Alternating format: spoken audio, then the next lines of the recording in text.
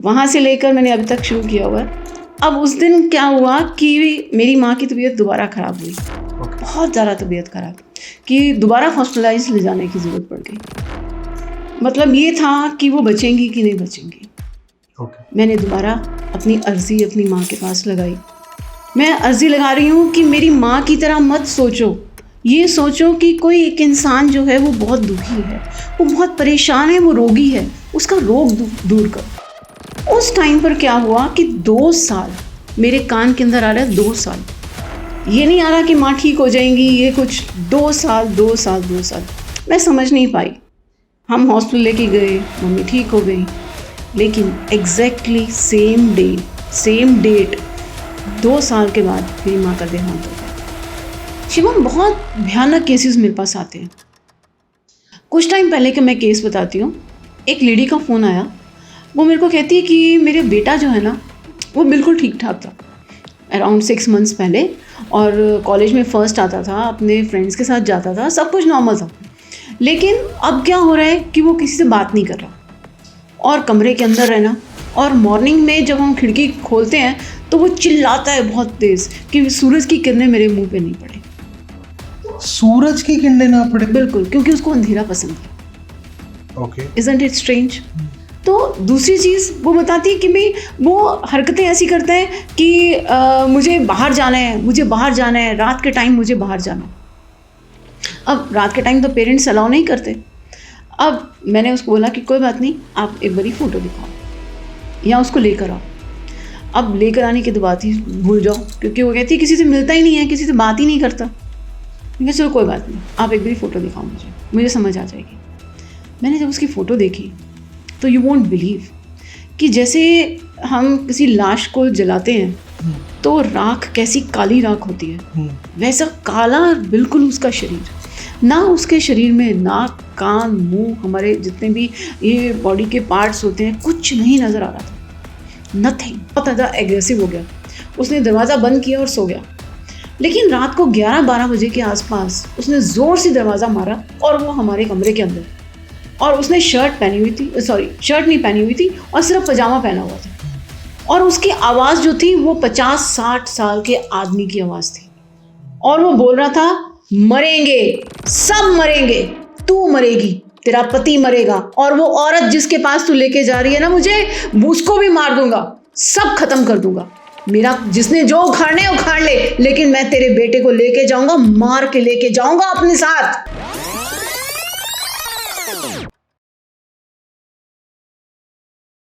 Amandeep ji, first of all a big welcome to our podcast show. नमस्कार जी। नमस्कार। Thank you. देवी तारा, मेरे बहुत सारे पॉडकास्ट किए मैम मैंने, और करना था देवी तारा का पॉडकास्ट। माँ को अर्जी लगाई थी कि भगवती काली की महिमा काफ़ी गेस्ट से सुनने को मिली। अब चाहता हूँ कि कोई गेस्ट देवी तारा की महिमा बताए। आपके बारे में जब सुना, आपसे बात हुई, आपका काम करने का तरीका देखा, नेक्स्ट लेवल है। मतलब इतने लोगों के काम आना इस एज में, और जब आपसे पूछा कि आप करते कैसे हो, तो आपका एक बहुत प्यारा सा आंसर था कि कुछ नहीं करती, अपनी भगवती का सिमरन करती हूँ, काम हो जाता है जी।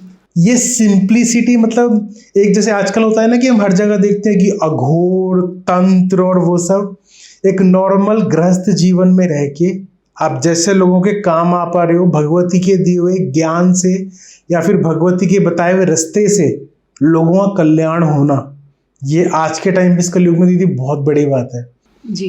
आपसे बहुत सारी बात करनी है, लेकिन आप माँ के इतने प्रिय हैं। सबसे पहले अमनदीप जी के हिसाब से भगवती तारा की महिमा क्या है, इनकी उत्पत्ति क्या है, और आपके हिसाब से माँ कौन है? माँ तारा का मतलब है तारने वाली, जगत को तारने वाली, ये है मेरी माँ।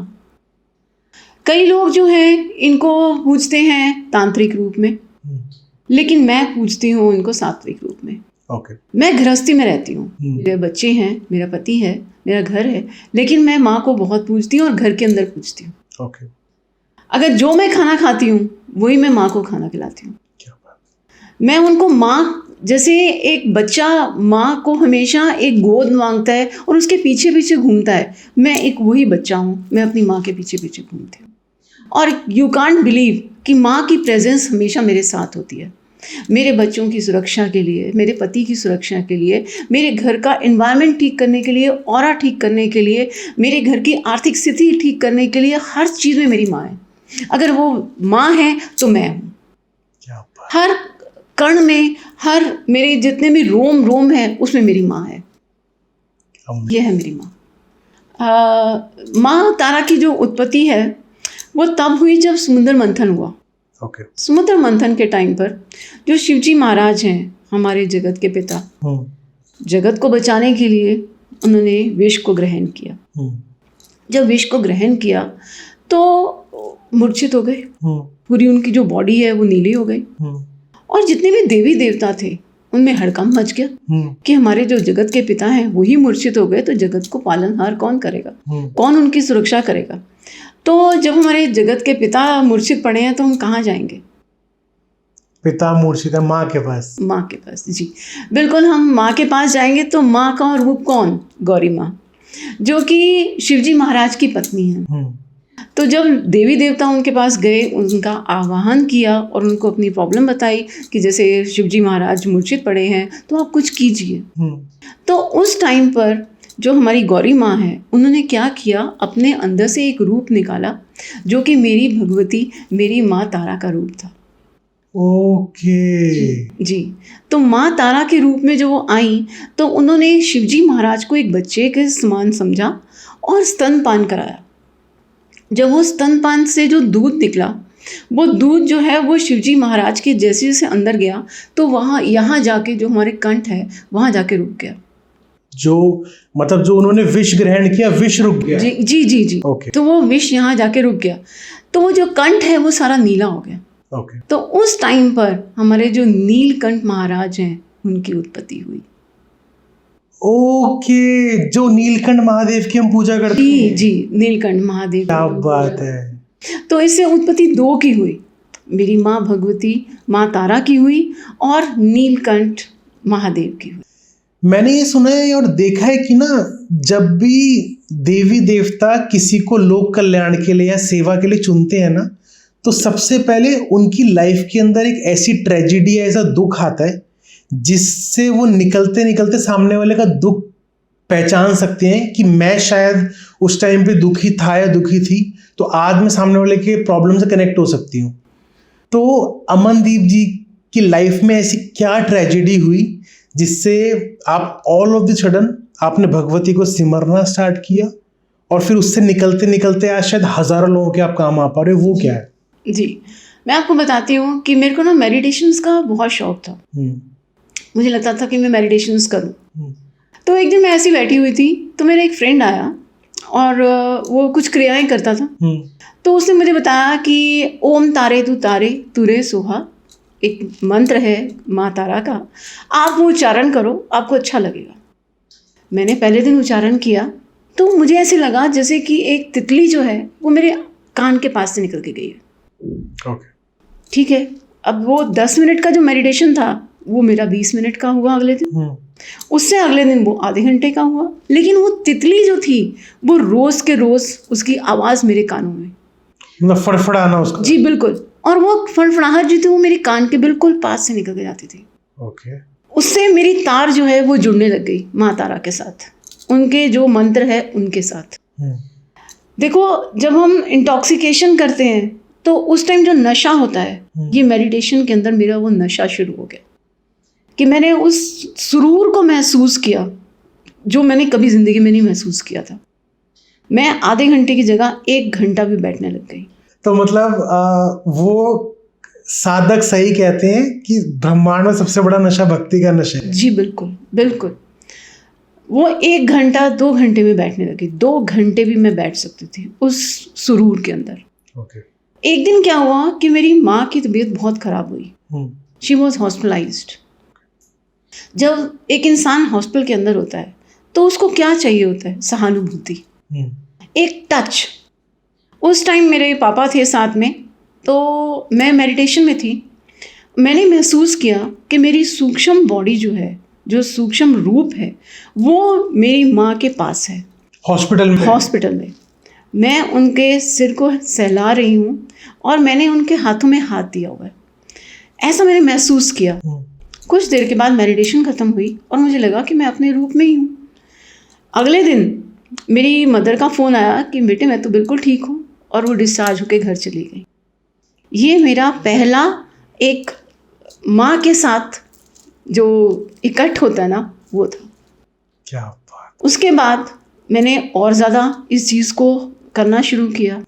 मतलब बैठना, जब भी मेरे को सुबह ब्रह्म मुहूर्त में मैं बैठना, मुझे लगता था कि ब्रह्म मुहूर्त में कोई घंटी नहीं बजती, कोई डिस्टर्ब नहीं करता। वो टाइम है मेरा माँ के साथ जुड़ने का, वो टाइम और आज का टाइम मैं ब्रह्म मुहूर्त में माँ को नहीं छोड़ती। क्या बात। जैसे एक बच्चा होता है ना, वो माँ की गोद ढूंढता है, वैसे मैं अपनी माँ की गोद ढूंढती हूँ। वहाँ से लेकर मैंने अभी तक शुरू किया हुआ है। अब उस दिन क्या हुआ कि मेरी माँ की तबीयत दोबारा ख़राब हुई।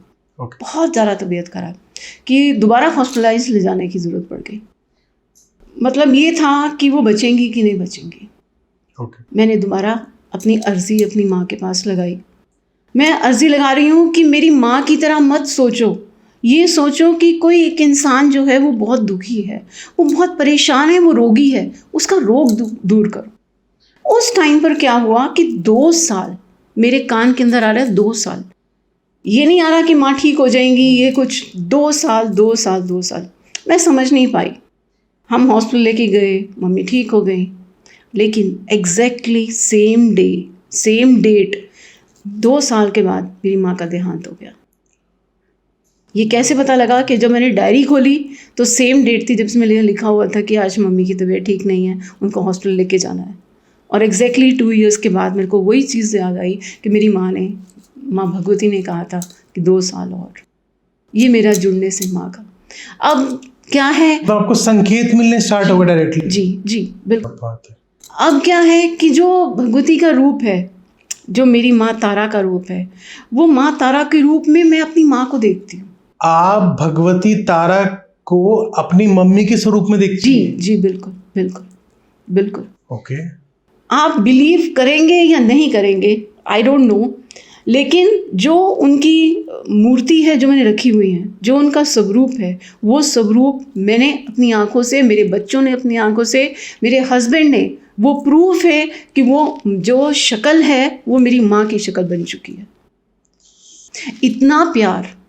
इतना प्यार है मुझे अपनी माँ से। एक साधक से हटके मैंने पहली बार मैम को ही देखा है। कहते हैं कि ना कि हमारे लोग जिस भी देवी देवता को जप लें, जिसने हमारी उत्पत्ति करी ना, सबसे सर्वप्रथम माँ वो होती है, हमारी जगत जननी, जिसको हमारी मम्मी बोलते हैं।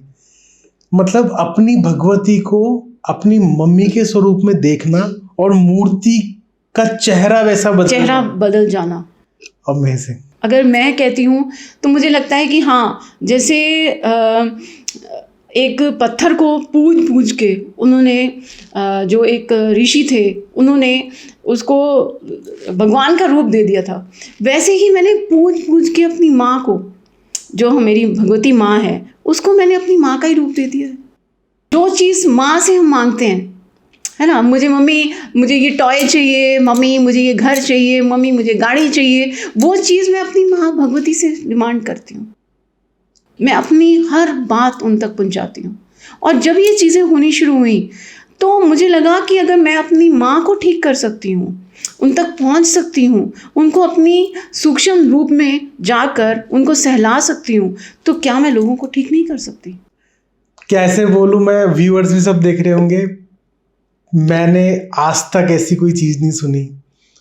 अपनी मम्मी को उनके अपनी भगवती के स्वरूप में देखना और अपने सूक्ष्म शरीर को किसी के पास भेज के उसको ठीक करना जी। सच में मतलब ये भगवती की ऐसी कोई असीम लीला है आपके ऊपर कि वो इतनी बड़ी रचना आप कर पा रहे हैं। जी बिल्कुल। उनको हम माँ के रूप में अगर करेंगे, पूजा करेंगे, तो वो हमारे पास भगवती के रूप में, माँ के रूप में आएंगी। कुछ टाइम पहले का मैं केस बताती हूँ। एक लेडी का फ़ोन आया, वो मेरे को कहती है कि मेरे बेटा जो है ना, वो बिल्कुल ठीक ठाक था अराउंड 6 मंथ्स पहले, और कॉलेज में फ़र्स्ट आता था, अपने फ्रेंड्स के साथ जाता था, सब कुछ नॉर्मल था। लेकिन अब क्या हो रहा है कि वो किसी से बात नहीं कर रहा और कमरे के अंदर रहना और मॉर्निंग में जब हम खिड़की खोलते हैं तो वो चिल्लाता है बहुत तेज कि सूरज की किरणें मेरे मुंह पे नहीं पड़े। सूरज की किरणें ना पड़े? बिल्कुल, क्योंकि उसको अंधेरा पसंद है। ओके। Isn't it strange? तो दूसरी चीज़ वो बताती है कि भाई वो हरकतें ऐसी करता है कि मुझे बाहर जाना है, मुझे बाहर जाना है, रात के टाइम मुझे बाहर जाना है। अब रात के टाइम तो पेरेंट्स अलाउ नहीं करते। अब मैंने उसको बोला कि कोई बात नहीं, आप एक बारी फ़ोटो दिखाओ या उसको लेकर आओ। अब लेकर आने की तो बात ही भूल जाओ, क्योंकि वो कहती है किसी से मिलता ही नहीं है, किसी से बात ही नहीं करता। मैंने कहा चलो कोई बात नहीं, आप एक बारी फ़ोटो दिखाओ मुझे समझ आ जाएगी।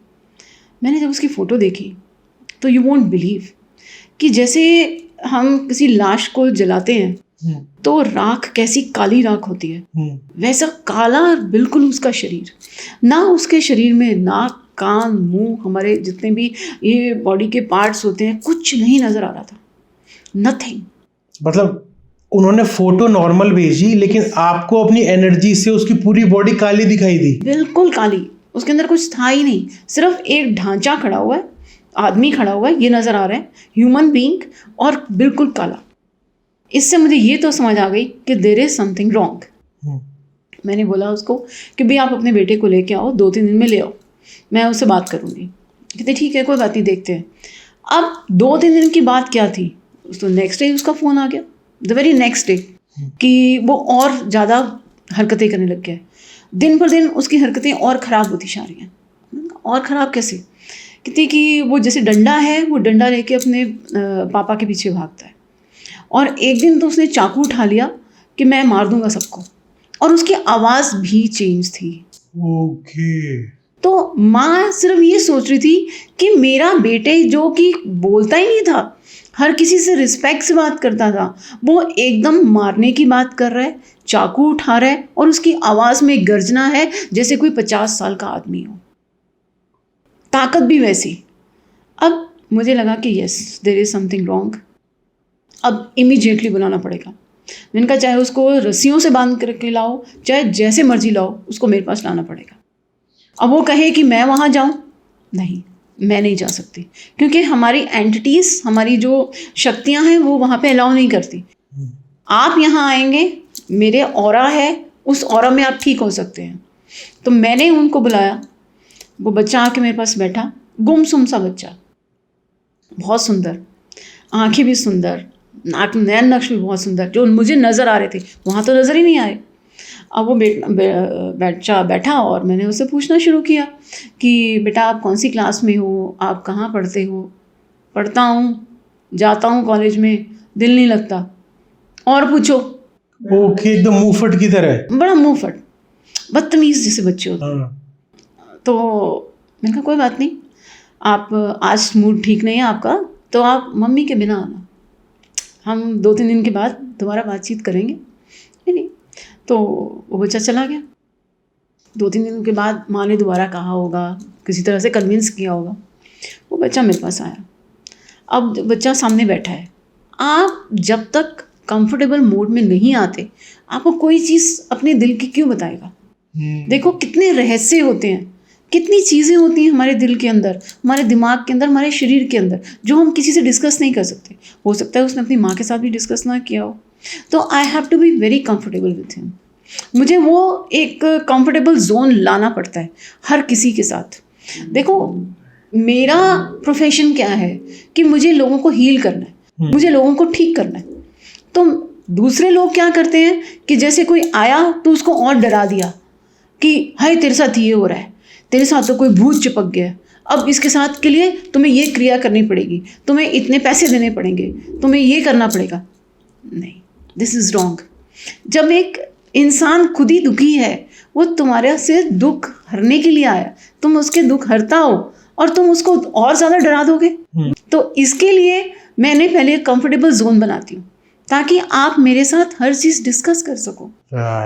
आप मुझे बहन का रूप समझ सकते हो, आप मुझे माँ का रूप समझ सकते हो, आप मुझे एक सखी का रूप समझ सकते हो, ताकि आप मेरे को अपनी बात तो बताओ। क्यों पहले से ही तो परेशान आया है ना, से परेशान आया है, दुखी इंसान है, उसको हम और दुखी कर दें। सीट पे बैठे हुए हैं, मालाएं डाली हुई हैं, बाल खोले हुए हैं, और उस रूप के अंदर हम कहें नहीं तुम्हारे घर में तो कोई भूत प्रेत आ गए हैं, तो आपको ये चीज़ करनी है, आपको ये चीज़ करनी है। नहीं, एक माँ जब उसको पता लगेगा कि मेरे बच्चे के अंदर ये चीज़ है, उस माँ की हालत सोच के देखो।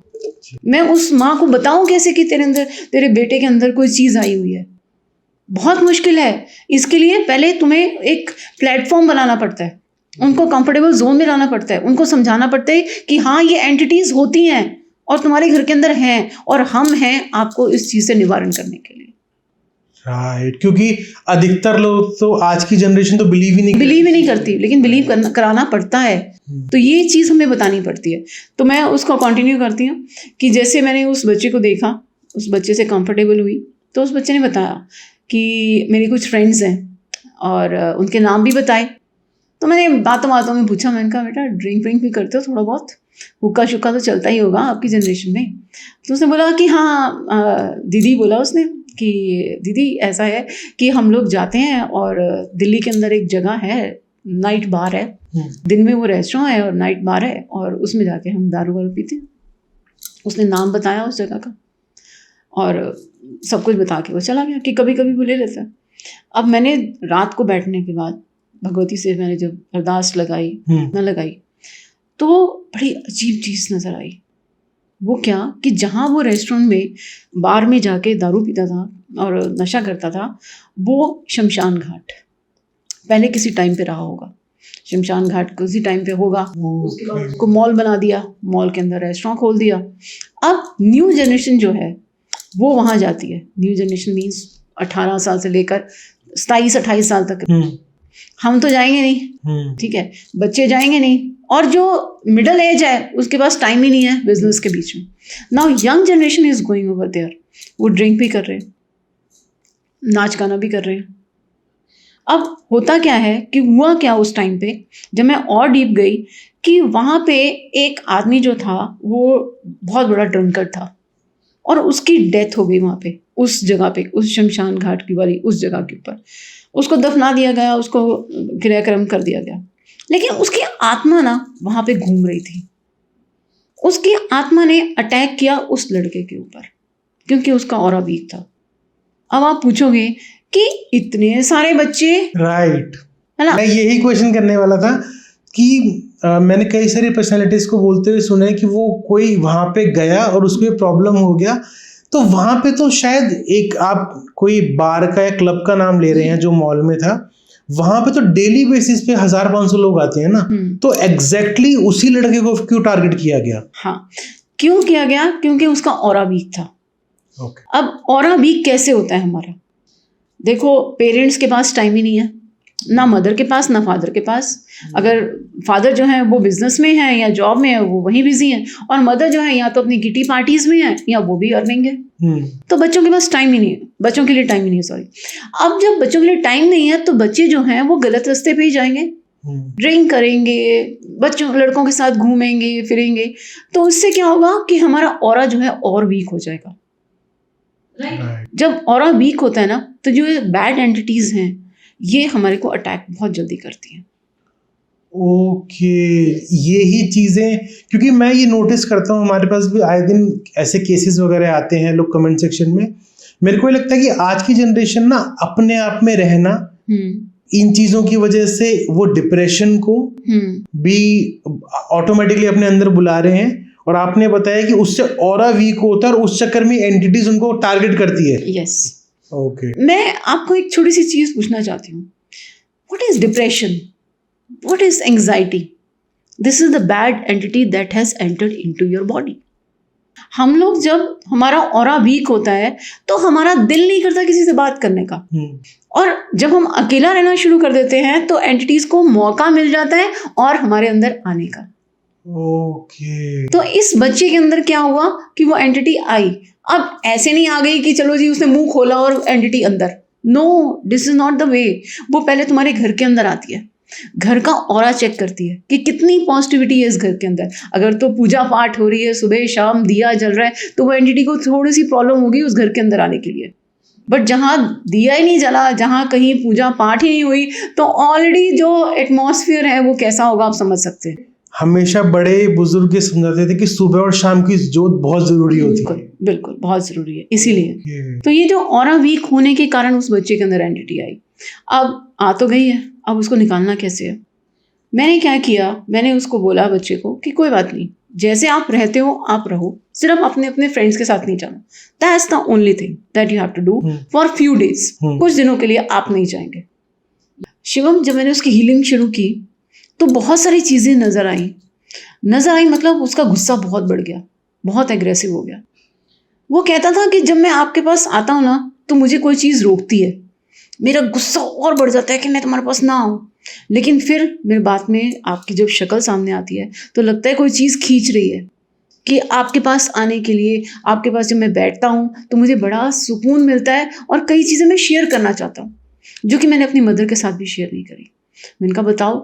उसने मुझे शेयर किया कि वो ज़्यादातर अपना बाथरूम में या अपने कमरे में जो है टाइम बिताता है। मैंने कहा वो रीज़न क्या है, क्यों आपको क्या मतलब क्या महसूस होता है जब आप कमरे के अंदर अपने आप को बंद करते हो या बाथरूम के अंदर बंद करते हो, क्या आपका एक्सप्रेशंस क्या होते हैं या क्या फीलिंग्स होती हैं। कहते फीलिंग्स कुछ नहीं होती, मुझे नंगा रहना पसंद है। नंगा रहना पसंद है? जी बिल्कुल, नंगा रहना पसंद है, चाहे मैं बाथरूम में रहूं चाहे मैं कमरे के अंदर रहूं, बिल्कुल स्पार्ट नंगा। मैं घूमूं फिरूं लेकिन कपड़े वस्त्र पहनना मेरे को पसंद नहीं है। और दूसरी चीज़ उसने मेरे को बताई, कहता है मम्मी के सामने तो मैं चला जाता हूँ कपड़े लेकर, लेकिन मेरे को आज 6 दिन हो गए नहाए हुए, मुझे नहाना पसंद नहीं है। कहा नहाना पसंद नहीं है तो आपके स्टिंग आती होगी। कहते मुझे वो स्टिंग पसंद है, जो गंदी बदबू होती है अपनी, जब हम मोशन करते हैं या वो चीज़ करते हैं तो उसको धोना पसंद नहीं है, उसको उस चीज़ का स्मेल पसंद आनी शुरू हो चुकी है। ओके। और वो कहता है कि जब मैं कमरे के अंदर होता हूँ तो मुझे एक जली हुई स्मेल आती है, जैसे किसी की डेड बॉडी जलती है या कोई रैट मर चुका होता है तो उसकी गंदी सड़ी हुई स्मेल होती है ना, तो उसको वो स्मेल पसंद है। उसने बोला मेरी मम्मी को ये चीज़ें मत बताना क्योंकि वो बहुत ज़्यादा घबरा जाएंगी, लेकिन मैं आपको और बताना चाहता हूँ। कुछ दिन के बाद और ज़्यादा वो मेरे साथ फैमिलियर हुआ और ज़्यादा कंफर्टेबल हुआ और ज़्यादा उसने मेरे को बतानी शुरू की। और ज़्यादा जब बतानी शुरू की तो उसने बताया कि मेरी जितनी बड़ी दीवार है उतना बड़ा कोई आदमी आता है, उसकी दाढ़ी है, उसकी पगड़ी है, लेकिन वो बिल्कुल जला हुआ है, सड़ा हुआ है और उसके हाथ पैर बिल्कुल टेढ़े हैं। तो मैं डर भी जाता हूँ, लेकिन वो मुझे कमांड करता है, वो मुझे बोलता है कि जा बाहर जाके ये चीज़ करके आ, जा बाहर जाके ये बोल के आ। तो मुझे कारणवश बोलना पड़ता है, मैं ऐसा इंसान नहीं हूँ। वो बहुत रो रहा था, बेचारा मासूम सा बच्चा, वो रो ही जा रहा था और ये कह रहा था मैं ऐसा नहीं हूँ कि मैं अपनी माँ को ऐसे क्यों बोलूँगा। ये बात खत्म हुई 4-5 दिन की। माँ का फ़ोन आया एक दिन और बहुत घबराई हुई और मुझे बोलती है कि आपने ऐसा क्या सिखा दिया मेरे बच्चे को, रोज़ रोज़ आपके पास आके बैठता है लेकिन और ज़्यादा एग्रेसिव हो गया है। और ये ठीक भी था क्योंकि मुझे उनका फ़ोन आया कि जैसे ही वो आपका सेशन लेकर घर गया तो वो बहुत ज़्यादा एग्रेसिव हो गया। उसने दरवाज़ा बंद किया और सो गया। लेकिन रात को 11-12 बजे के आसपास उसने ज़ोर से दरवाज़ा मारा और वो हमारे कमरे के अंदर, और उसने शर्ट पहनी हुई थी, सॉरी शर्ट नहीं पहनी हुई थी और सिर्फ पजामा पहना हुआ था। और उसकी आवाज़ जो थी वो 50-60 साल के आदमी की आवाज़ थी और वो बोल रहा था मरेंगे, सब मरेंगे, तू मरेगी, तेरा पति मरेगा और वो औरत जिसके पास तू लेके जा रही है ना मुझे, उसको भी मार दूंगा, सब खत्म कर दूंगा। मेरा जिसने जो उखाड़ने है उखाड़ ले, लेकिन मैं तेरे बेटे को लेके जाऊंगा, मार के लेके जाऊंगा अपने साथ। मैं जैसे जैसे अपने मंत्र पढ़ रही थी, मैं जैसे जैसे अपनी एनर्जीज उसके अंदर डाल रही थी, तो वो जो चीज़ होती है ना, जो बैड एंटिटी होती है, वो अपने उग्र रूप में आती है जब वो निकलने के टाइम पे होती है, क्योंकि हम उसको छेड़ देते हैं। तो मैंने उसकी जो बैड एंटिटी थी उसको छेड़ दिया था, तो वो उग्र रूप में आके वो उसको परेशान कर रही थी और ज़्यादा एग्रेसिव हो रहा था। मैं जितना ज़्यादा मंत्र पढ़ रही थी, मैं जितना ज़्यादा अपनी तरीके से उसको ठीक करने की कोशिश कर रही थी, उतना ज़्यादा वो भड़क रहा था। उसको अंदर से तकलीफ हो रही थी क्योंकि उसने घर बनाया हुआ था उसका अपना, और उसकी मदर जो थी वो और ज़्यादा परेशान कि मेरे बच्चे के साथ हो क्या रहा है, 10 दिन हो गए, 15 दिन हो गए, वो मेरे पे विश्वास ही नहीं कर पा रही थी। वही सेम चीज़ जो मैंने आपको बताई कि मैं उनको कह रही थी कि भगवती के ऊपर विश्वास रखो, मेरे ऊपर मत विश्वास रखो, लेकिन मेरी भगवती के ऊपर विश्वास रखो, मेरी माँ तारा के ऊपर विश्वास रखो, क्योंकि जो तारती है सबको वो आपको क्यों नहीं तारेगी। और मैंने अपनी भगवती के ऊपर जाकर अरदास लगाई और आंसू आ गए मेरे, ये माँ को प्रार्थना करते हुए कि माँ जैसे मेरे घर को आपने पूरा सुरक्षित किया है, एक माँ रो के आपको कह रही है कि मेरे बच्चे को ठीक करो, और इतनी परेशानी के अंदर है तो आप ठीक क्यों नहीं कर रही। मैंने रिक्वेस्ट करी, लेकिन वहाँ तो कोई चीज़ बन ही नहीं पा रही थी। मैंने कोशिश करी, मैंने कहा चलो ठीक है, एक काम करते हैं, जो मेरा मंत्र है वो बहुत पावरफुल मंत्र है, वेरी पावरफुल, ओम तारे तू रे सोहा। मैंने उस बच्चे को दिया, मैंने कहा बेटा आप ना इसका मंत्र करोगे तो आपको बहुत पीस महसूस होगी और आपको नींद अच्छे से आ जाएगी। अच्छा, आपने उसको ब्लफ किया? हाँ। आपने, क्योंकि ये तो पोर्ट्रे नहीं किया कि वो बीमार है, नहीं, आपने बोला कि बस आप सो पाओगे ढंग से। हाँ, सो पाओगे। तो मैंने उसको बड़े प्यार से बोला कि आपको नींद अच्छी आ जाएगी और आप सुबह उठ के अपने कॉलेज जा सकोगे। तो नेक्स्ट डे जब वो मेरे पास सेशन के लिए आया तो मैंने उससे पूछा कि आपने वो किया? थोड़ा सा काना वाना करके मेरे को बोलता है हाँ किया था, लेकिन मुझे तो पता है कि उसने नहीं किया।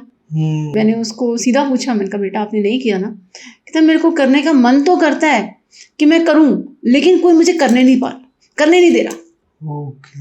वो नहीं हो रहा। मैंने फिर क्या किया, उसकी मदर को नेक्स्ट डे बुलाया। मैं कहा देखो आपके घर के अंदर जो है ऑरा ठीक नहीं है और सम नेगेटिविटी इज देयर, ठीक है, अब उसको हटाएंगे कैसे? थ्रू द मंत्रा। और माँ जब अपनी अरदास लगाती है ना माँ के ऊपर कि भाई मेरे को ये परेशानी है और मेरे बच्चे की परेशानी है, तो माँ भगवती जरूर आएंगी ही आएंगी, वो दर्शन देंगी ही देंगी। ये कहने की बात नहीं है, ये अजमाई बात है। मैंने उनको सिखाया कि कैसे उन्होंने एक संकल्प लेना है और संकल्प लेने के बाद कितने मंत्रास करने। माँ ने अपने बच्चे के लिए, जिसने उसको जन्म दिया है, जिसके साथ उसकी आंतड़ियाँ जुड़ी हुई हैं, वो एक भाव के साथ जब बैठी ना, जब उन्होंने माँ की आराधना करी और माँ को पूजा, तो सच में चीज़ें चेंज होनी शुरू हुई। क्या बात है। पहले तो विकराल रूप में चीज़ हुई, बहुत विकराल रूप के अंदर, लेकिन उसके बाद मेरी माँ भगवती जो है उसने कृपा करनी शुरू करी और आहिस्ता आहिस्ता आहिस्ता आहिस्ता वो बच्चा ठीक होने लग गया। अब वो बच्चा जो इतनी प्रॉब्लम में था, वो बच्चा जो मंत्रास नहीं करता था, आज वो बच्चा जो है वो रोज मंत्रा किए बिना घर से बाहर नहीं निकलता। वो सबसे बड़ा उपासक है माँ तारा का। और माँ भी यही कहती है कि मेरे को तारने वाली, मेरी फैमिली को तारने वाली मेरी माँ तारा। ओके, मतलब आपने उनके घर पे लड़के की मम्मी को बोला कि आप जाप करो और इधर आप अपनी गुप्त हवन पद्धति और सब मंत्र जाप आपने स्टार्ट कर दी। बिल्कुल बिल्कुल। यही हो रहा था कि मैं अपनी एनर्जीज वहाँ पे भेज रही थी, मैं हवन कर रही थी यहाँ पे, और वहाँ पे वो जो उनकी मदर हैं वो अपना माता का उपासक बन रही थी। आहिस्ता आहिस्ता उन्होंने बहुत ज़्यादा पाठ वगैरह शुरू कर दिया। और जब उनके घर के अंदर एनर्जीज, जो बैड एनर्जीज थी, उनको हटाने के लिए मैंने उनको बोला कि आप जो गंगा जल है उसका छिड़काव करो सुबह शाम। और जब चीज़ें सब कुछ ठीक होने लगा तो मैंने उनको बोला कि अपने घर में एक पूजा रखो जिसके अंदर हवन रखोगे, और उसके बाद पंडित जी को बुलाओ और उनको खाना खिलाओ और उनके हाथ से ही हवन करवाओ। तो उनके हाथ से हवन हुआ। तो ये सब चीज़ें जब मिक्स होती हैं, सब कुछ हमने मिलाते हैं, तभी जाकर होता है। उसके बाद उनके घर में ना जो स्मेल थी, जो वो जले हुए की स्मेल थी, वो भी हटानी थी। तो उन्होंने अगरबत्ती, जोत, ये सब चीज़ें उन्होंने सुबह शाम करना शुरू किया। माँ जो थी उसने सब कुछ छोड़ दिया सिर्फ अपने बच्चे के लिए, और वो बच्चे के साथ हर चीज़ जो मैं उनको रेमेडीज बता रही थी वो बिल्कुल आंखें बंद करके वो कर रही थी। And things have worked. You know, अगर आप मेरे पास आते हो और आप कहते हो कि मेरी ये प्रॉब्लम है और आप भगवती के ऊपर अरदास लगाओ वो ठीक कर देंगी, यू आर रॉन्ग। मैं आपकी हेल्प कर सकती हूँ, आपको मार्गदर्शन दे सकती हूँ, मैं आपको कुछ बता सकती हूँ कि ये कर लो, करना तो आपको पड़ेगा। मेरी माँ आपकी हेल्प करेगी लेकिन करना तो आपको पड़ेगा ना। पेपर में लिखना तो आपको पड़ेगा, yes she is going to help you, लेकिन पेपर तो आप ही लिखेंगे। ऐसे ही आप मेरे पास जब आएंगे तो of course I can help you, मेरी जो माँ है आपकी हेल्प करेंगी, लेकिन मैं कोई जादू नहीं कर सकती कि छड़ी घुमाई और आपका सब कुछ ठीक हो गया। You have to work for that. चाहे वो पूजा है, चाहे वो पाठ है, चाहे वो हवन है, चाहे वो घर की शुद्धि है, वो आपको साथ में करनी पड़ेगी। ओके क्योंकि ये एक नॉर्मल ह्यूमन प्रॉब्लम में कह सकते हैं, साइकोलॉजी कह सकता हूँ। हम कहीं पे भी जाते हैं ना तो हमको लगता है कि सामने वाले को हमने पैसे दे दिए या सामने वाले को बोल दिया तो हमको घर पे जाके बस सो जाना है। लेकिन आपने बहुत अच्छी चीज़ बताई कि अगर मैं आपकी हेल्प कर रही हूँ, आपके लिए हवन पद्धति कर रही हूँ या फिर कोई यंत्र कवच बना के आप, जी बिल्कुल मैं देती हूँ, आपको उसको एनर्जाइज करना या फिर आपको अपने घर पे पूजा पाठ उस लेवल का करना पड़ेगा कि आपके घर से नेगेटिविटी दूर हो जाए। बिल्कुल। जो मैं रेमेडीज बताऊंगी, you need to do it. तो अब फाइनली क्या स्टेटस है उस लड़के का? काफी हद तक ठीक है। मैं ये नहीं कह सकती कि इज परफेक्टली ऑल राइट। जो लोग कहते हैं कि 15-20 दिन में बिल्कुल ठीक हो जाएगा और 6-7 महीने पुराना केस है, तो दे आर रॉन्ग। नहीं हो सकता, क्योंकि इसको हटाने के लिए हमें बहुत टाइम चाहिए, पेशेंस चाहिए। देखो मैंने जब शुरू किया तो 80% हुआ, देन 60% हुआ, देन 40%, अब वो 10% अभी भी है। लेकिन मुझे पता है कि मेरी जो माँ भगवती है वो उस पर जरूर कृपा करेंगी और बिल्कुल ठीक ठाक हो जाएगा बच्चा। वो बच्चा माँ का उपासक भी बन चुका है। ओके। तो जब माँ का उपासक वो भी बच्चा बन चुका है तो आप सोच सकते हैं कि माँ कृपा तो करेगी। माँ की तो मैंने आपको बताया था कि उसकी जो मदर है वो खुद ही माँ की उपासक बन चुकी हैं। तो सारा घर ही, जिस माँ ने उनको तार दिया तो क्यों नहीं वो उनकी बहुत बड़े भक्त बनेंगे। तो ये चीज़ है। तो दीदी काफ़ी सारे लोग ये पॉडकास्ट देख रहे होंगे, हो सकता है हमारे में से कोई भी हमारा व्यूअर या उनका कोई रिलेटिव, कोई दोस्त या कोई भी रिश्तेदार इस लड़के की परेशानी की तरह परेशान हो, कोई पैरानॉर्मल प्रॉब्लम से। तो घर बैठे हुए लोगों को आप क्या मैसेज देना चाहोगे कि आपने इतने सारे लोगों को दीदी हील अप किया है, आपके पास आए दिन केसेस आते हैं और धीरे धीरे करते हुए भगवती पे विश्वास करवाते हुए आप ये काम करते हैं, तो क्या मैसेज देना चाहोगे कि इस समय पे जब लोग इतनी मेजर प्रॉब्लम में हो, जब सब कुछ खो चुका हो, तो उस टाइम क्या करें? देखो सबसे पहले अपने जितने भी देवी देवता हैं उनके ऊपर विश्वास रखो। हम कई बार क्या करते हैं कि एक देवी देवता के ऊपर गए, उनकी पूजा करी, जब हमें कोई रिजल्ट्स नहीं आए, हमारा काम नहीं हुआ, तो हमने किसी और के ऊपर चले गए।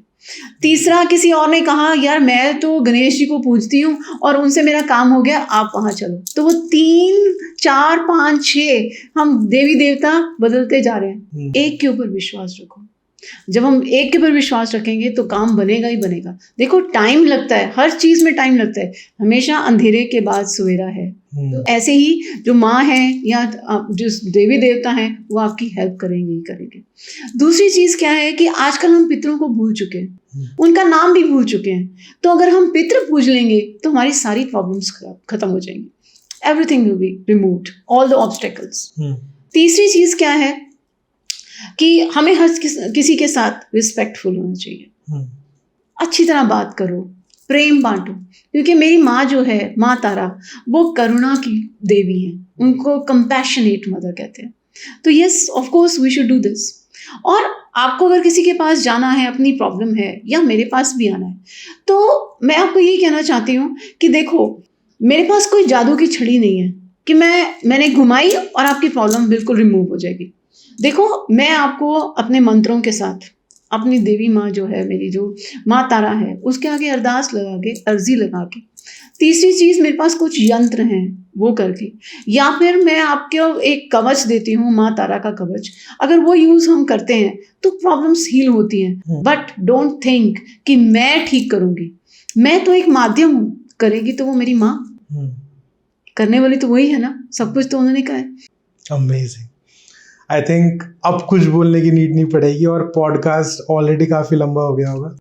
तो थैंक यू सो मच दीदी पॉडकास्ट पे आने के लिए और लोगों को बताने के लिए कि ये चीज़ें एग्जिस्ट करती है, चाहे कोई माने चाहे ना माने, और कोई जादू की छड़ी नहीं है। थिंग्स विल टेक टाइम, बिल्कुल, लेकिन लेकिन धीरे धीरे करते हुए कोई अगर परेशान है तो वो हील हो सकता है। अमेजिंग। Thanks once again. जय माता। जय माता।